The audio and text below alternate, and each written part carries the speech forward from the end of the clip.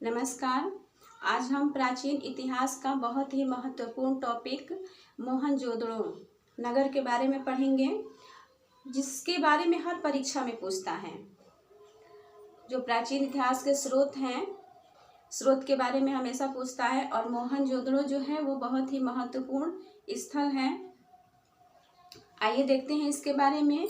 देखिए, मोहनजोदड़ो जो है वो पाकिस्तान के सिंध प्रांत के दाएं किनारे पर स्थित है। मोहनजोदड़ो पाकिस्तान के सिंध क्षेत्र में, पाकिस्तान के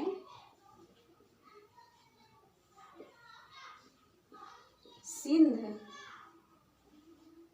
क्षेत्र में, ऐसा कर लीजिए कि सिंधु नदी के किनारे भी है यह। सिंधु नदी के किनारे दाएं छोर पर स्थित है। ठीक है, दाएं भाग पर लिखिए, दाएं भाग पर स्थित है। ठीक है, तो मोहनजोदड़ो पाकिस्तान के सिंध क्षेत्र में सिंधु नदी के किनारे दाहिने भाग पर स्थित है, दाहिने छोर पर स्थित है, दाएं किनारे पर स्थित है, कुछ भी कह सकते हैं। ठीक है, इसकी खोज जो है वो राखाल दास बनर्जी ने किया है। इसके खोजकर्ता कौन है?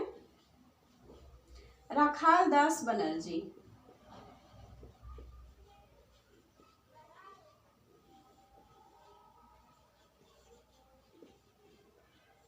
इसके खोजकर्ता राखाल दास बनर्जी हैं, जो 1922 में इन्होंने इसकी खोज करी। ठीक है, खोज की। तो मोहनजोदड़ो पाकिस्तान के सिंधु नदी के किनारे दाहिने किनारे पर स्थित है। इसकी खोज राखाल दास बनर्जी ने 1922 ईस्वी में की। 1922 ईस्वी में की। मोहनजोदड़ो की खोज राखाल दास बनर्जी ने 1922 ईस्वी में की। देखिए, इसे सिंधी भाषा में, मोहनजोदड़ो को सिंधी भाषा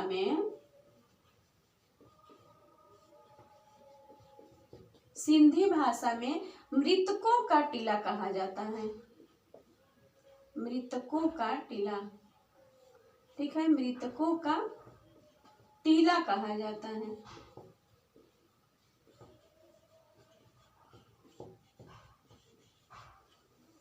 मोहनजोदड़ो को सिंधी भाषा में मृतकों का टीला कहा जाता है।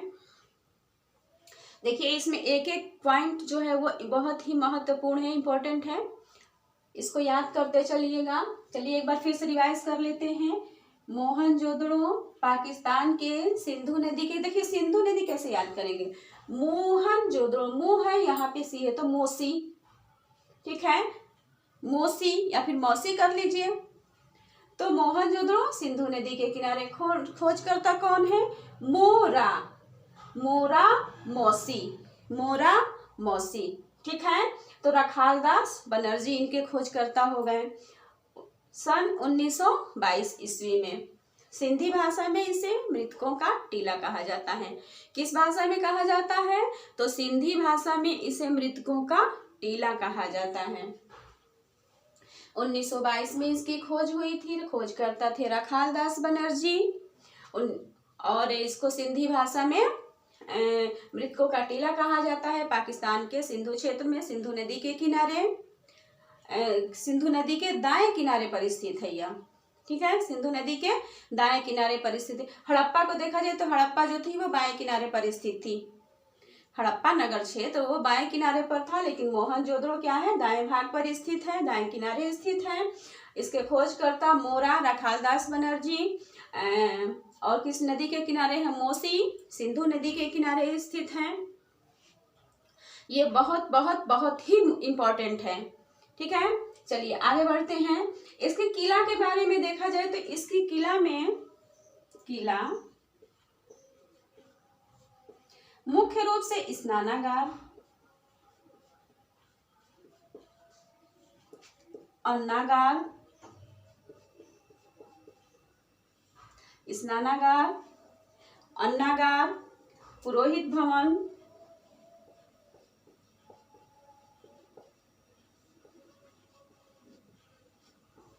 सभा भवन आदि मिले हैं। ठीक है, स्नानागार, अन्नागार, पुरोहित भवन, पुरोहित आवास भी कर सकते हैं, पुरोहित आवास ही लिख लीजिए, आसानी रहेगी याद करने में। पुरोहित आवास या सभा भवन।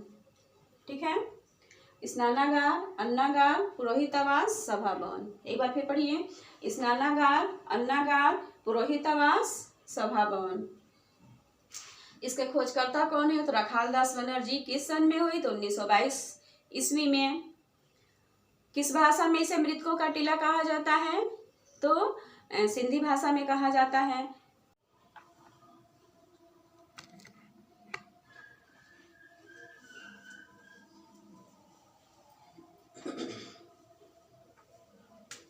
देखिए, स्नानागार, अगर हम स्नानागार को देखें तो यह मोहनजोदड़ो का सर्व प्रमुख था।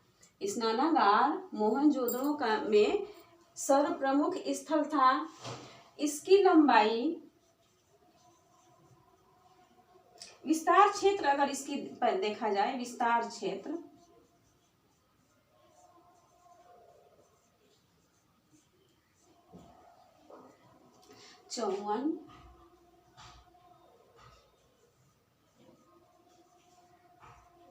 54.86 मीटर। ठीक है, वह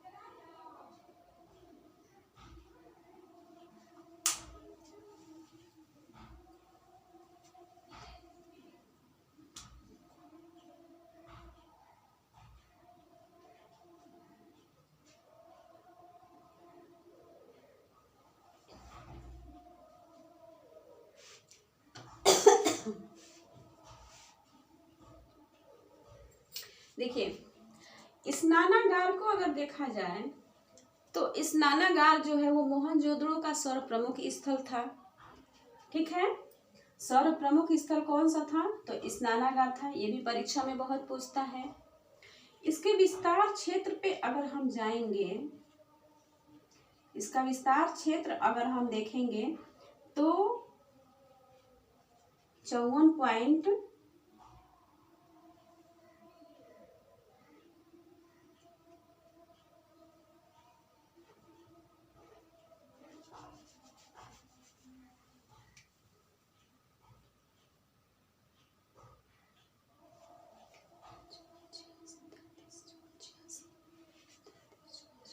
देखिए, स्नानागार अगर देखा जाए तो इस मोहनजोदड़ो का सबसे सर्व प्रमुख स्थल स्नानागार था। ठीक है, स्नानागार मोहनजोदड़ो का सर्व प्रमुख स्थल था। अगर हम इसके विस्तार क्षेत्र को देखें, विस्तार क्षेत्र को अगर देखें तो 54.86 मीटर लंबा। ठीक है, 54.86 मीटर लंबा और 33 मीटर चौड़ा था। ठीक है, 54.86 मीटर लंबा था और 33 मीटर चौड़ा था और 2.43 मीटर गहरा था। ठीक है, मोहनजोदड़ो का स्नानागार जो है वो 54.86 मीटर लंबा, 33 मीटर चौड़ा और 2.43 मीटर गहरा था। ठीक है।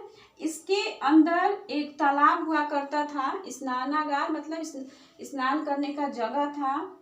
और इसका जो तालाब होता था, तालाब, इसकी गहराई 11.88 मीटर लंबा, ठीक है, 11.88 मीटर लंबा और 7.01 मीटर चौड़ा। ठीक है। स्नानागार के अंदर जो तालाब था वो 11.88 मीटर लंबा, 8.01 मीटर चौड़ा था। ठीक है। और गहराई यही थी 2.43 मीटर। ठीक है, गहरा था। इसी की गहराई ये लिखी हुई है। तो स्नानागार जो है वो क्या है, सर्व प्रमुख नगर है, सर्व प्रमुख स्थल है। मोहनजोदड़ो, अगर मोहनजोदड़ो का सर्व प्रमुख स्थल पूछता है तो आप स्नानागार को टिक करेंगे, स्नानागार है। इसका विस्तार क्षेत्र जो है 54.86 मीटर लंबा है। ठीक है, 33 मीटर चौड़ा है। और जो इसके अंदर तालाब था उसकी लंबाई 11.88 मीटर लंबा और 7.01 मीटर चौड़ा था। और तालाब की गहराई 2.43 मीटर थी। ठीक है। इसके आगे अगर हम बढ़ते हैं तो देखिए उत्तर दक्षिण की ओर 9-10 इसमें सीढ़ियां भी थी। उत्तर दक्षिण की तरफ, यहीं पे लिखिए, उत्तर दक्षिण, यहाँ उत्तर दक्षिण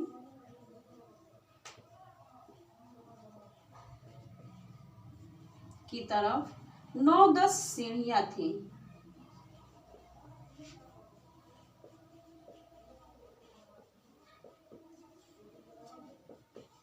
स्नानागार के अंदर उत्तर दक्षिण की ओर 9-10 सीढ़ियां थी और दक्षिण और पश्चिमी किनारे पर एक नाली थी। दक्षिणी और पश्चिमी किनारे पर,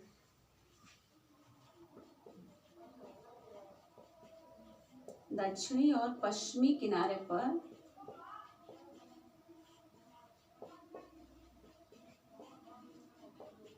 नाली थी जिससे इसका पानी जो है बाहर निकाला जाता था। नाली थी पानी बाहर निकालने के लिए।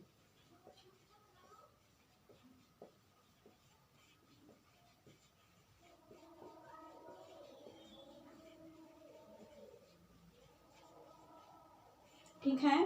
और उत्तर की तरफ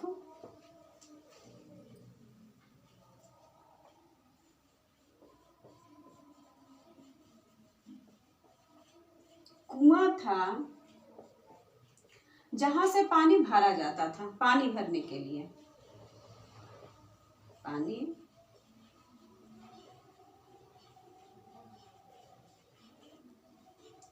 चलिए इसको एक बार रिवाइज करते हैं, फिर इसको मिटाते हैं, आगे बढ़ेंगे हम। मोहनजोदड़ो जो है पाकिस्तान के सिंधु नदी के किनारे, मौसी सिंधु नदी के किनारे, सिंधु क्षेत्र के दाहिने किनारे पर स्थित है। इसको सिंधी भाषा में मृतकों का टीला कहा जाता है। इसके खोजकर्ता मोरा रखालदास बनर्जी थे और इन्होंने 1922 ईस्वी में इसकी खोज करी थी। ठीक है। इसके अंतर्गत स्नानागार, अन्नागार, पुरोहितावास और सभा भवन थे। इसके अंतर्गत क्या थे? स्नानागार, अन्नागार, पुरोहितावास, सभा भवन। स्नानागार, अन्नागार, पुरोहितावास और सभा भवन। विस्तार क्षेत्र इसका कितना था? 54.86 मीटर लंबा, 33 मीटर चौड़ा और जो इसके अंदर तालाब था उसकी लंबाई 1188, ठीक है, 11.88 मीटर लंबा, 7.01 मीटर चौड़ा था और 2.43 मीटर गहरा था।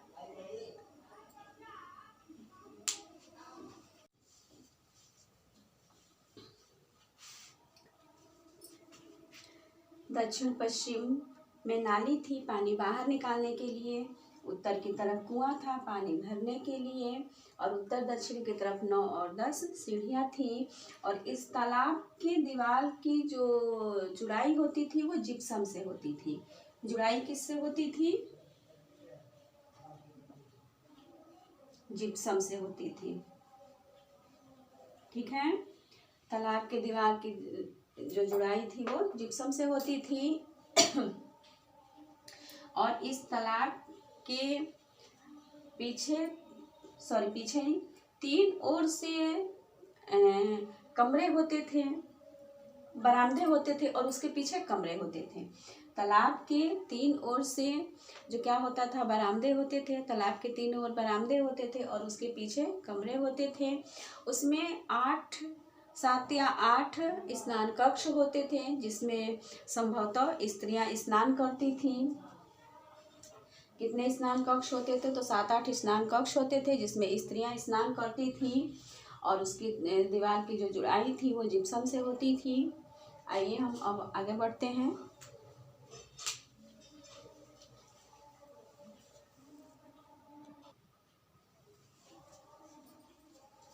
देखिए, स्नानागार जो है वो सर्व प्रमुख स्थल था मोहनजोदड़ो का। ठीक है, लेकिन अन्नागार सबसे बड़ी इमारत है। अन्नागार, अगर सबसे बड़ी इमारत एग्जाम में पूछता है तो सबसे बड़ी इमारत जो है वो अन्नागार है। इसके जो कुठार होते थे वो 45.71 मीटर लंबा होता था। इसके कुठार कितने की लंबाई जो है वो 45.71 मीटर लंबी थी, और इसकी चौड़ाई 22.86 मीटर चौड़ा होता था अन्नागार के कुठार की। ठीक है, स्नानागार सर्व प्रमुख स्थल है, लेकिन सबसे बड़ी इमारत अगर देखा जाए तो अन्नागार की है। पुरोहित आवास 10 वर्ग मीटर आकार का एक खुला आंगन होता था उसके अंदर। ठीक है, और इसको मैके ने पुरोहित आवास की संज्ञा दी है। पुरोहित आवास को मैके ने पुरोहित आवास की संज्ञा दी है, जो 10 वर्ग आकार का मीटर का खुला आंगन होता था। इसके किनारे जो होते थे बरामदे होते थे, और उसके पीछे कमरे होते थे। उस इमारत को मैके ने पुरोहित आवास की संज्ञा दी है। ये भी क्वेश्चन पूछा जा सकता है कि उस पुरोहित आवास को पुरोहित आवास की संज्ञा किसने दी है? तो मैके ने दी है। ठीक है, पुरोहित आवास को पुरोहित आवास की संज्ञा किसने दी है? मैके ने दी है। 10 वर्ग मीटर आकार का खुला आंगन होता था। ठीक है, सभा भवन को देखिए, किले के दक्षिणी छोर पर 752 वर्ग मीटर का एक भवन था। ठीक है, और वो 20 स्तंभों पर इसकी छत टिकी थी। उसके अंदर जो पिलर होता था उसमें वो 20 थे। व्हीलर ने सभा भवन को फारसी दरबार आम जैसी इमारत होने का दावा किया है।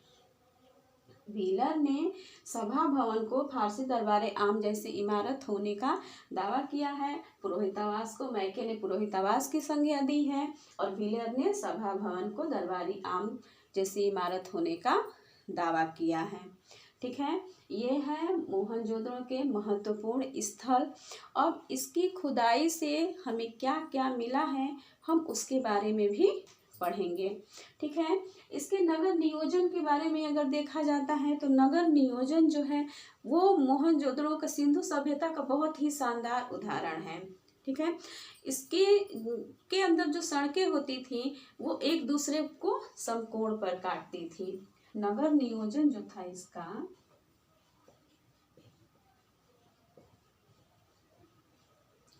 यह सिंधु सभ्यता का बहुत ही शानदार उदाहरण। उसकी सड़कें जो थी वो पक्की ईंटों की होती थी, पक्की सड़कें होती थी, और जो सड़कें थी वो एक दूसरे को समकोण पर काटती थी। पक्की नालियाँ होती थी, उनके घरों में शौचालय, कुआं और स्नानागार आदि होते थे। उसमें सीढ़ियाँ होती थी, जिससे हमें ज्ञात होता है कि उसकी जो छत होती, उसके जो घर होते थे वो 2 मंजिला इमारत हुआ करती थी। सीढ़ियों के साक्ष्य मिले हैं, इससे हमें पता चलता है कि वो 2 मंजिला इमारत भी वहाँ पे बनती थी। और जो फर्श होता था वो पक्का होता था। अब हम आगे पढ़ेंगे इसके कि इसमें क्या क्या हमें मिला है जो कि बहुत ही महत्वपूर्ण है।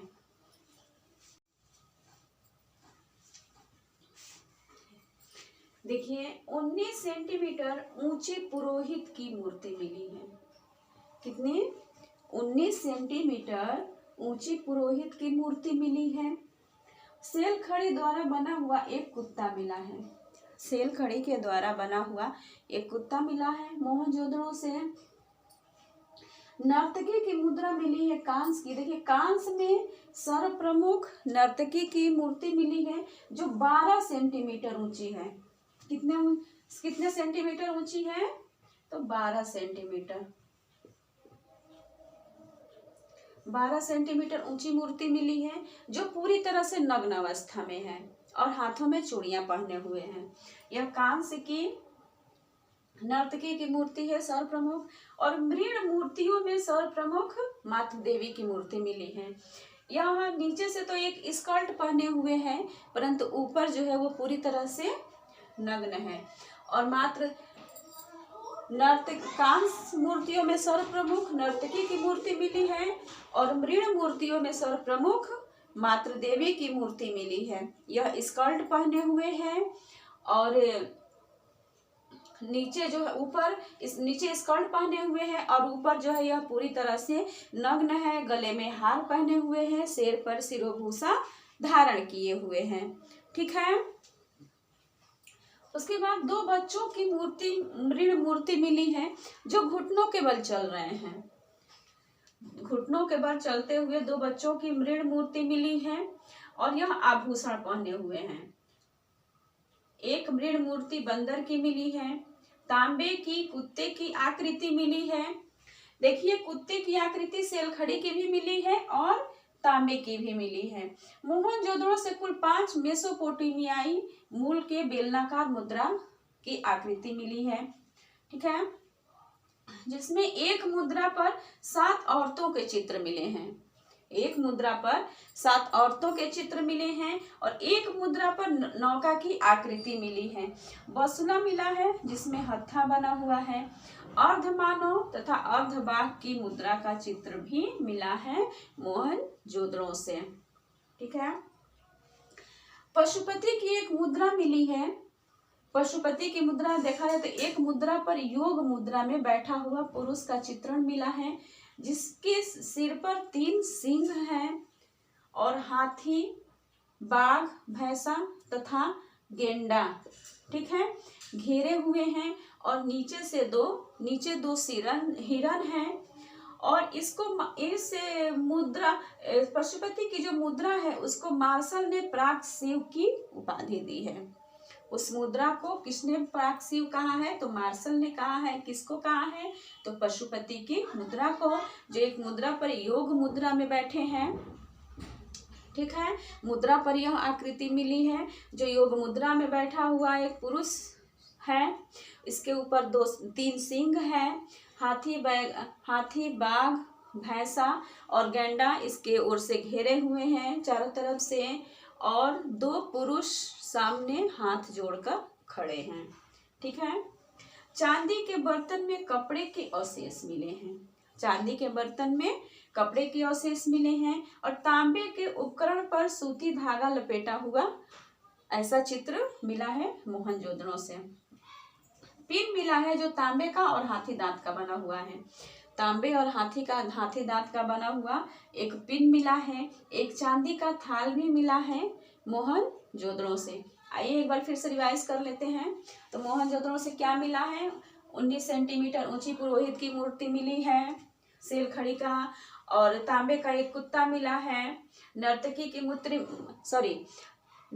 की मूर्ति मिली है जो कांस से है, कांस की बनी हुई है और यह 12 सेंटीमीटर ऊंची है। और मृण मूर्तियों में सर्व प्रमुख मातृ देवी की मूर्ति है। देखिए ये भी पूछा जा सकता है कि जो नर्तकी की मूर्ति है वो किसकी बनी है? तो कांस की। और मातृ देवी की मूर्ति जो है वो कैसी मूर्ति है? वो मृण मूर्ति है। 2 बच्चों की मृण मूर्ति मिली है। कैसी मूर्ति मिली है? मृण मूर्ति मिली है जो आभूषण पहने हुए हैं और यह घुटनों के बल चलते हुए हुए दर्शाया गया है।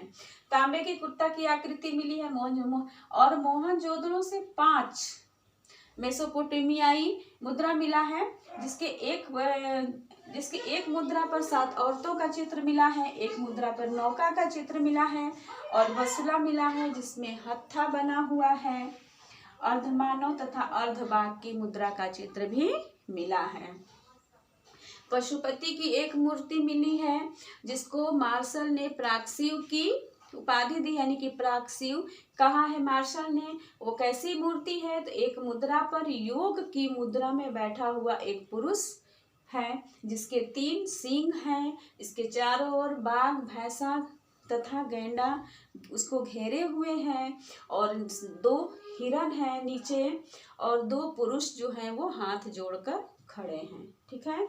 चांदी के बर्तन में कपड़े के अवशेष मिले हैं, चांदी के बर्तन में कपड़े के अवशेष मिले हैं। तांबे के उपकरण पर सूती धागा लपेटा हुआ ऐसा चित्रण मिला है। पिन मिला है जो तांबे और हाथीदांत का बना हुआ है। एक चांदी का थाल भी मिला है मोहनजोदड़ो से। ये थे मोहनजोदड़ो के अवशेष, प्राप्त अवशेष थे। अब हम इसके आगे कालीबंगा के बारे में पढ़ेंगे, बहुत सी स्थल है, चन्होदड़ों के बारे में पढ़ेंगे।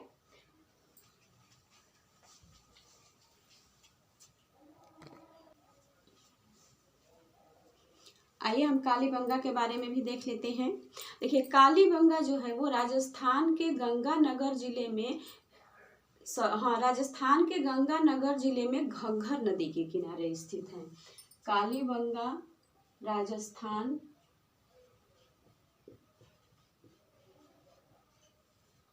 राजस्थान में गंगा नदी के किनारे, राजस्थान राज्य में गंगानगर में घग्गर नदी के किनारे स्थित है। घग्गर नदी के किनारे।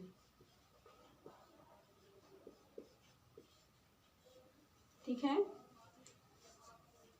कालीबंगा राजस्थान में गंगानगर जिले में घग्गर नदी के किनारे स्थित है और घग्गर नदी को प्राचीन समय में पहले सरस्वती नदी के नाम से जाना जाता था।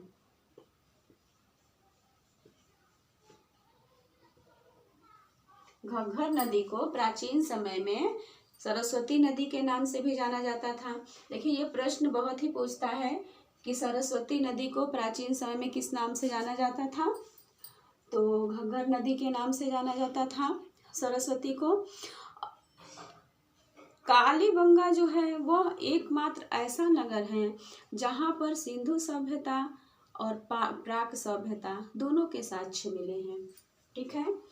तो लिखेंगे यहाँ पे प्राक सिंधु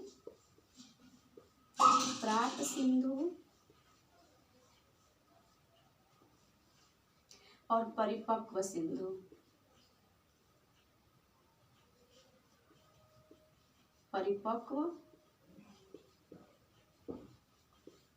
परिपक्व सिंधु दोनों के साक्ष्य मिले हैं। कहाँ से? तो कालीबंगा से।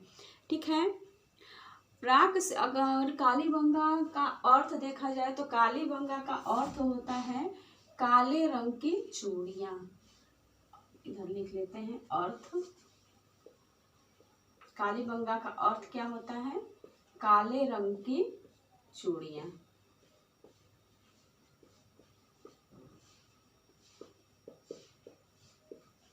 कालीबंगा का अर्थ होता है काले रंग की चूड़ियां। ठीक है। अब प्राक सिंधु का अगर हम काल देखें, प्राक सिंधु काल के में जो बस्ती थी वह 1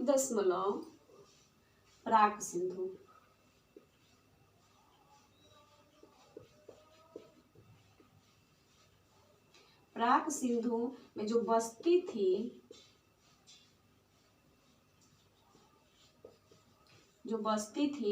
वह 1.90, ठीक है, 1.90 मीटर चौड़ी रक्षा प्राचीर से घिरी हुई थी। ठीक है। कालीबंगा एकमात्र ऐसा शहर है जिसका किला और इसमें का जो नगर था, जहाँ पे नगर था, जहाँ पे सामान्य जनता रहती थी, दोनों रक्षा प्राचीर से घिरा था। इसका किला भी घिरा हुआ था और इसके नगर में जो भी इनकी प्रजाएं रहती थी, जो नागरिक रहते थे, वो भी रक्षा प्राचीर से घिरा हुआ था।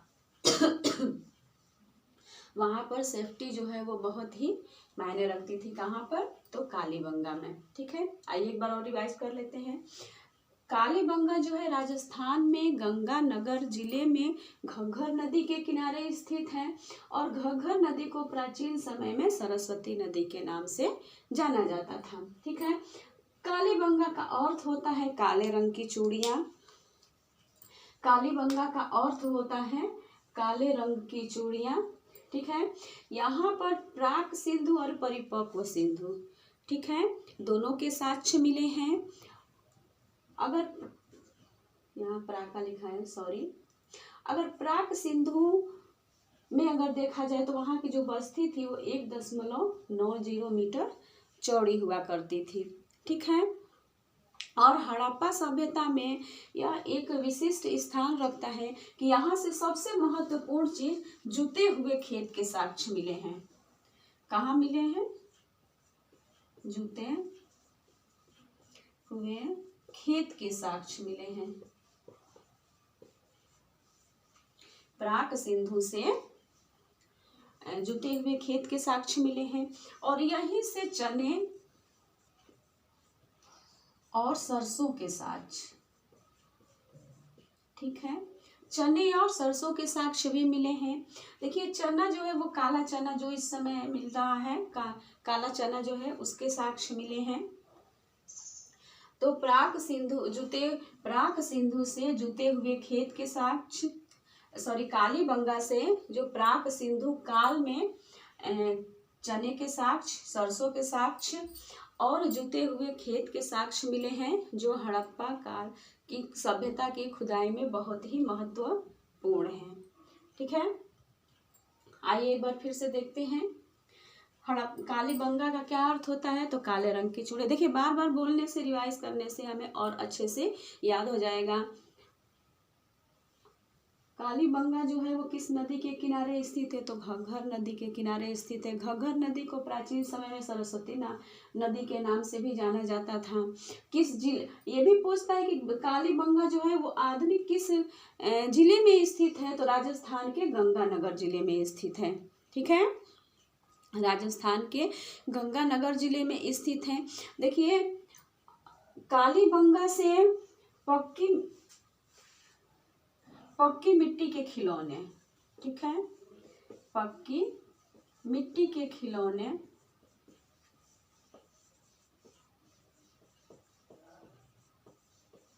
पक्की मिट्टी के खिलौनों के साक्ष्य मिले हैं। मवेशियों के साक्ष्य मिले हैं खिलौने के रूप में। ठीक है, और यहाँ से अप्रत्यक्ष बैलगाड़ी के साक्ष्य मिले हैं। किसके? अप्रत्यक्ष बैलगाड़ी।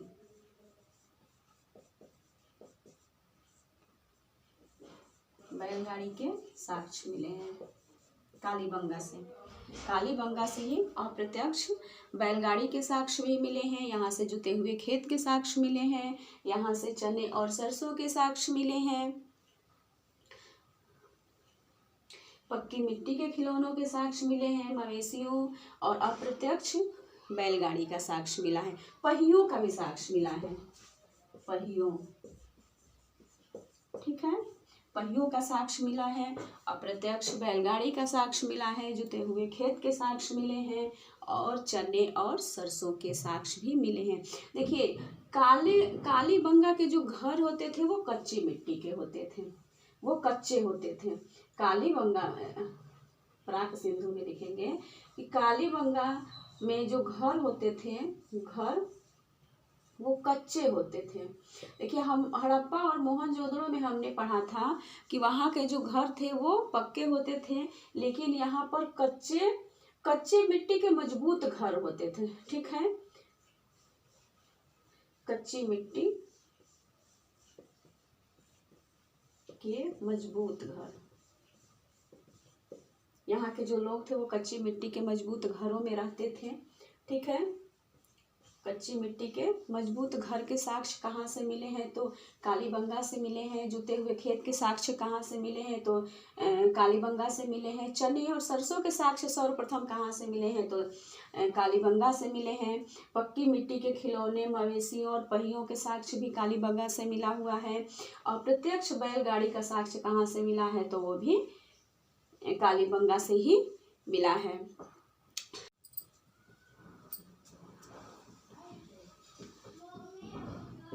परिपक्व सिंधु सभ्यता काल के बारे में अगर हम देखें तो यह पश्चिमी टीला जो है वो समांतर चतुर्भुज का था। पश्चिमी टीला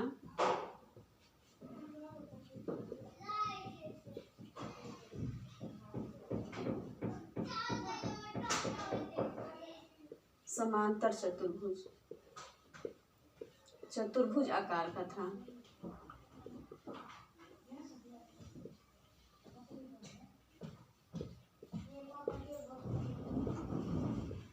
ठीक है, पश्चिमी टीला जो है वो समांतर चतुर्भुज का था। अगर हम इसके विस्तार को देखें तो उत्तर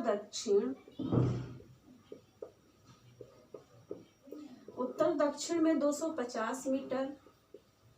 ठीक है, और पूर्व पश्चिम में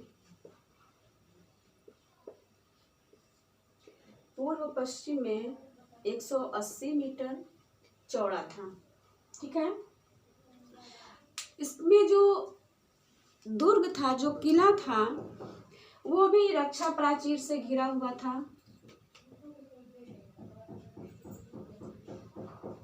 किला जो था, जो रक्षा प्राचीर से घिरा था, जो हड़प्पा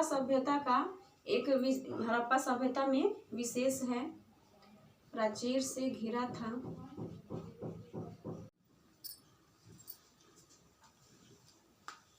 कि इसका जो पश्चिमी टीला था वो समांतर चतुर्भुज आकार का था। पश्चिमी टीला समांतर चतुर्भुज आकार का था। इसका जो विस्तार था वो उत्तर दक्षिण में 250 मीटर और पूर्व पश्चिम में 180 मीटर चौड़ा था, 80 मीटर में फैला था। और इसका जो किला था वो रक्षा प्राचीर से घिरा हुआ था। ठीक है, अभी हमने आपको बताया कि कालीबंगा का जो किला था और एक इसका जो नागरिक निचला नगर था वो दोनों रक्षा प्राचीर से घिरे थे, जो हड़प्पा सभ्यता में बहुत ही महत्वपूर्ण है। ठीक है, अगर इसके आगे हम देखें तो यहाँ पे 5-6 मिट्टी के चबूतरे मिले हैं। 5-6 मिट्टी के चबूतरे।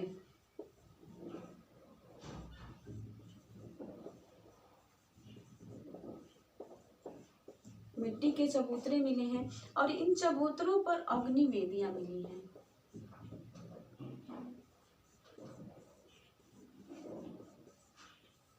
इन चबूतरों पर अग्नि वेदी मिली है। 5-6 मिट्टी के चबूतरे मिले हैं और इन चबूतरों पर अग्निवेदी मिली है। ठीक है, उत्तर में और इनके उत्तर में संभ्रांत जन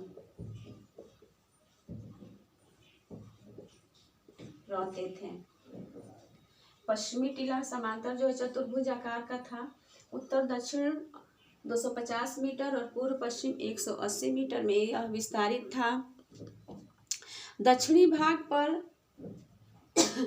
5-6 मिट्टी के चबूतरे मिले हैं, इस पर अग्निवेदी मिली है। ठीक है, और उत्तर में दक्षिणी लिख लीजिए, नहीं तो दक्षिणी भाग पर 5-6 मिट्टी के चबूतरे मिले जिस पर अग्निवेदी मिली है। उत्तर में संभ्रांत जन यानी कि संभ्रांत लोगों का निवास स्थान जो था वो उत्तर में मिला है। ठीक है, अगर निचले नगर के बारे में अगर हम देखें, निचला नगर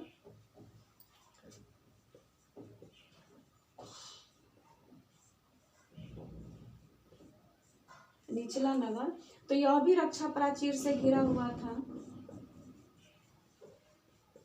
ठीक है, निचला नगर जो था ये भी रक्षा प्राचीर से घिरा हुआ था, जो हड़प्पा सभ्यता में एक विशेष स्थान रखता है। यहाँ की जो सड़कें थी वो नियोजित थी,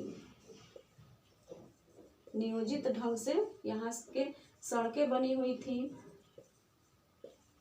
ठीक है, और यह सड़कों को अंतिम समय में पक्की करने का भी साक्ष्य मिलता है। जो सड़कें थी वो कच्ची ही थी, ठीक है, लेकिन अंत समय में इसे पक्का करने का भी साक्ष्य प्रयास वहां पर किया गया था, इसके भी साक्ष्य मिलते हैं। यहाँ पर देखिए सार्वजनिक नाली का कोई साक्ष्य नहीं मिला है। कालीबंगा में सार्वजनिक नाली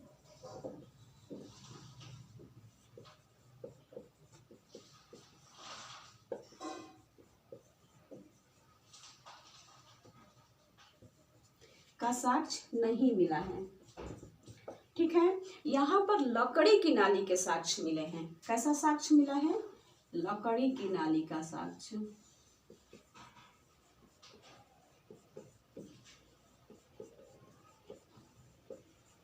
यहाँ पर कालीबंगा से लकड़ी की नाली के साक्ष्य मिले हैं। लकड़ी की नाली कैसे बनती थी? तो एक लट्ठा होता था, बड़ा सा डंडा, उसके बीच में जो होल होता था, जो छेद होता था, छेद करके और उसको नाली के रूप में प्रयोग किया जाता था। ठीक है, और यहाँ पर हड़प्पा और मोहनजोदड़ो में तो पक्के थे या जो घर थे, लेकिन सिंधु काल में कच्चे घरों का साक्ष्य मिला है। ये हम अभी पढ़े, यहाँ पर कच्चे घरों का साक्ष्य मिला है। कालीबंगा में जो निचला नगर है वहां पर कच्चे घर के साक्ष्य मिले हैं। साक्ष्य,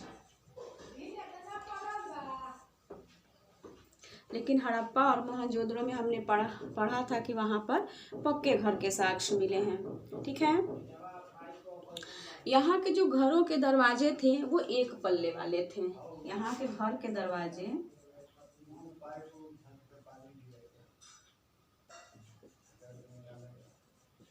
घरों के जो दरवाजे थे वो एक पल्ले वाले थे।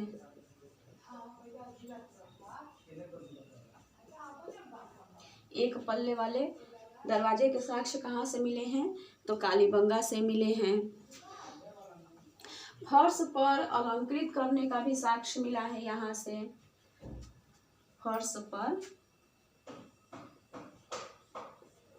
फर्श को अलंकृत करने का साक्ष्य भी मिला है।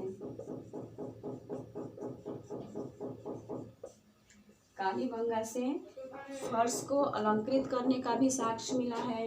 यहाँ पे लकड़ी की नाली के साक्ष्य मिले हैं, एक पल्ले वाले दरवाजे के साक्ष्य मिले हैं, और जो घर होते थे वहाँ के कच्चे बनते थे। ठीक है, और यहाँ पर जो है वो दुर्ग टीला जो था वो दक्षिण पश्चिम में एक दुर्ग में एक कब्रिस्तान भी मिला है।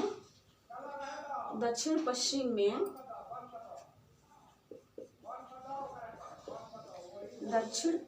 में कब्रिस्तान मिला है। ठीक है, जिसमें 37 कब्रें भी मिली हैं। जिसमें 37 दक्षिण पश्चिम में जो कब्रिस्तान मिला है वह उसमें 37 यानी कि 37 कब्रें भी मिली हैं कालीबंगा से।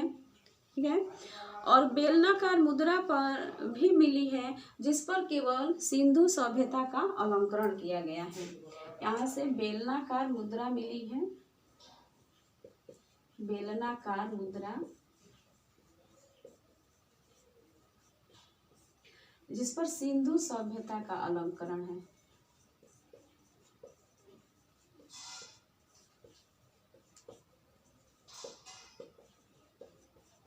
ठीक है, सिंधु सभ्यता का अलंकरण है।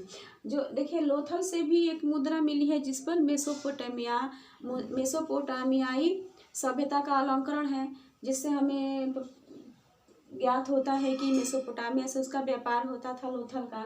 लेकिन जो कालीबंगा से मुद्रा मिली है, बेलनाकार मुद्रा, वहाँ उस पर सिंधु सभ्यता का अलंकरण किया गया है। ठीक है, यहाँ से युग्मित समाधान का साक्ष्य मिला है। कालीबंगा से युग्मित समाधान का साक्ष्य मिला है। युग्मित समाधान का साक्ष्य मिला है कालीबंगा से। पक्की मिट्टी का बना एक पैमाना भी मिला है।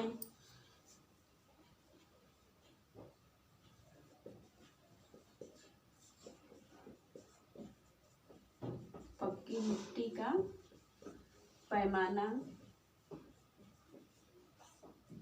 युग्मित समाधान मिला है, पक्की मिट्टी का पैमाना मिला है, बेलनाकार मुद्रा मिली है जिस पर केवल सिंधु सभ्यता का ही अलंकरण है। ठीक है, यहाँ से एक मुद्रा और मिली है जिस पर व्याघ्र का अंकन है। मुद्रा मिली है जिस पर व्याघ्र का अंकन है। ठीक है, इस पर व्याघ्र का अंकन है। आइए इसको हम थोड़ा सा रिवाइज कर लेते हैं फिर से। देखिए, जो कालीबंगा है वो उसका अर्थ क्या होता है, तो काले रंग की चूड़ियाँ, अभी हमने आपको बताया। यह कालीबंगा कहाँ स्थित है, तो राजस्थान में गंगानगर जिले में घग्घर नदी के किनारे स्थित है। और इस घग्घर नदी को प्राचीन समय में क्या कहा जाता था, तो सरस्वती नदी के नाम से जाना जाता था घग्घर नदी को। ठीक है, और इसका जो प्राक सभ्यता में हमने पढ़ा था, उसके बाद हम पढ़ रहे हैं परिपक्व सिंधु काल के सभ्यता में। तो परिपक्व सिंधु काल की सभ्यता में पश्चिमी टीला जो था वो समांतर चतुर्भुज आकार का था। इसका जो विस्तार था वो उत्तर दक्षिण में 250 मीटर और पूर्व पश्चिम में 180 मीटर के क्षेत्रफल में फैला हुआ था। इसका जो किला था वो रक्षा प्राचीर से घिरा था और जो निचला नगर था वो भी रक्षा प्राचीर से घिरा हुआ था। ठीक है, दक्षिणी भाग पर 5-6 मिट्टी के चबूतरे मिले हैं और उस पर अग्नि वेदियां भी मिली हैं। उत्तर में संभ्रांत जन का निवास हुआ करता था। यहाँ से कच्चे घर के साक्ष्य मिले हैं और उन घरों के जो दरवाजे थे वो एक पल्ले वाले दरवाजे थे। ठीक है, दक्षिण पश्चिम में कब्रिस्तान मिला है, उसमें 37 यानी कि 37 कब्रें भी मिली हैं। युग्मित समाधान का साक्ष्य मिला है, पक्की मिट्टी का पैमाना मिला है, बेलनाकार मुद्रा मिली है जिस पर सिंधु सभ्यता का अलंकरण किया गया है। एक और मुद्रा मिली है जिस पर व्याघ्र का अंकन किया गया है। वहाँ की जो सड़कें होती थी वो नियोजित तरह से बनाई गई थी और सड़कें वहाँ की कैसी होती थी, तो कच्ची होती थी, लेकिन अंत समय में उसको पक्की करने का भी प्रयास किया गया, उसके साक्ष्य भी हमें वहाँ से मिलते हैं। फर्श को अलंकृत करने का साक्ष्य भी मिला है कालीबंगा से। और सार्वजनिक नाली के साक्ष्य वहाँ से नहीं मिले हैं, बल्कि वहाँ से लकड़ी की नाली के साक्ष्य मिले हैं। लकड़ी की नाली कैसी होती थी, तो लट्ठे के अंदर छेद करके उसको नाली के रूप में प्रयोग किया जाता था। ठीक है, तो ये था कालीबंगा। अब आगे के जो स्रोत हैं, जो जगह हैं, बहुत सारी जगहें हैं, जैसे लोथल हो गया, चमुद्रो हो गया, बहुत सारे जगह हैं, उसको भी हम पढ़ेंगे अगले वीडियो में। तब तक के लिए धन्यवाद। पढ़ते रहिए, हंसते रहिए, मस्त रहिए।